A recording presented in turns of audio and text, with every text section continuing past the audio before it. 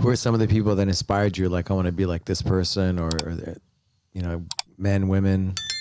Jose Aldo, I think, was really amazing. You know, that's the first person I remember seeing on the cover of a magazine and being like, wow, like that's awesome.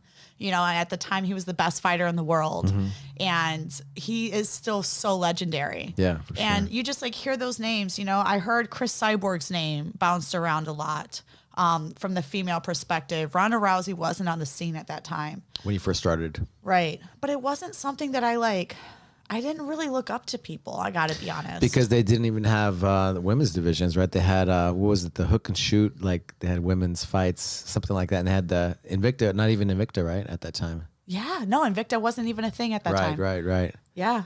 Yeah, there wasn't. So you were just like, females to look I up to. love how I feel when I do this. Yeah. And I want to be the best at it. That's Yeah. what was in your head? Yeah, I wanted to be the best I could be for myself. For yourself. Yeah. Wherever the journey took you. Yeah, every day I just wanted to be a little bit better than I was the day before. That's it. That's all that mattered to me.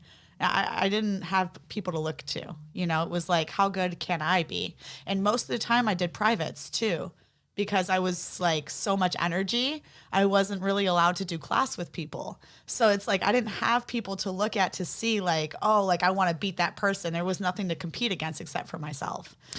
What about in the grappling scene? Are there some people that you like, wow, this person's really good, or this, you know, guy or girl? It wasn't until I was deeper into blue belt that my coach mentioned Bia Mesquite one time.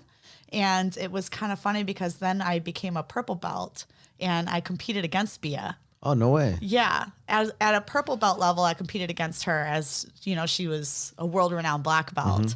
And it's kind of crazy and very surreal. What event was that? This was, oh my goodness, it was some grappling event out of Florida.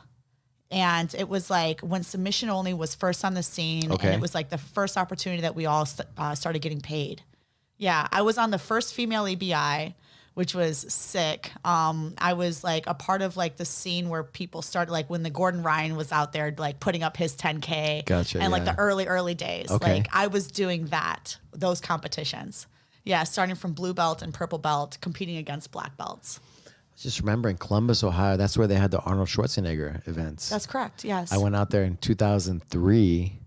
They had the who's who because they didn't have that many events where you would get paid. Yeah, so they had the who's who compete in that event at that time. Yeah, wow, that was in Columbus, Ohio. Yeah. And Shanja, The Arnold Classic is what it's called. Arnold Classic, yes. Yes. Saulo Ribeiro was out there, and he had some students. And that was Columbus, Ohio. Yeah. Yeah, and it's in the middle, not the middle of nowhere, but you know, kind of in the center of the country. Yeah. Right. Yeah. Not next Columbus to isn't really known for too many things, you know. LeBron James. hey, we created LeBron. So I always say the best things come from Cleveland. They just don't stay there. They just don't stay there. So you like to go home. You like to go home and visit for holidays? Yes. And that's where my family is, Yeah. you know.